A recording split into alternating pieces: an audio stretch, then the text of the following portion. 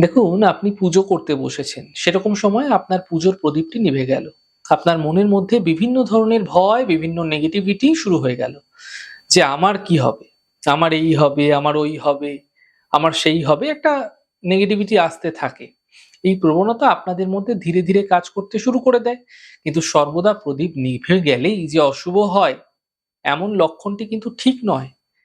দেখুন, তার কারণ কি? পাখার হাওয়ার জন্য নিভে যেতে পারে বা অন্য কোনো বাতাসের কারণে নিভে যেতে পারে এবং তেলের কারণেও প্রদীপ নিভে যেতে পারে। ঠিক কি না? তো এরকম ধরনের বিভিন্ন সমস্যা আপনাদের ক্ষেত্রে তৈরি হতে পারে। এগুলোর দিকে ধ্যান দেওয়া উচিত। কিন্তু যদি আপনি কোনো মনস্কামনা করছেন, কোনো প্রার্থনা করছেন হঠাৎ করে কোনো কারণ ছাড়া, কোনো কারণ নেই, তা হাওয়া বাতাস কিছু নেই, প্রদীপ নিভে যাচ্ছে, বারবার এমনটি হচ্ছে, তাহলে তার কিছু অশুভ সংকেত অবশ্যই থাকে। যদিও এমনটি মুখে বা সাধারণভাবে এর বিশ্লেষণ দেওয়া সম্ভব নয়। যদি এরকম আপনাদের ক্ষেত্রে হয়ে যাচ্ছে তাহলে আপনারা কি করবেন? আপনারা শতে, শতে প্রদীপের মধ্যে তেল দিয়ে পলতে দিয়ে প্রদীপটিকে আবার জ্বালিয়ে দিন।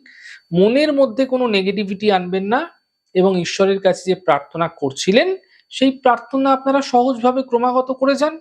কোনো নেগেটিভ ভাবনা আনবেন না। এতে কোনো অশুভ প্রভাব আপনার জীবনে পড়বে না।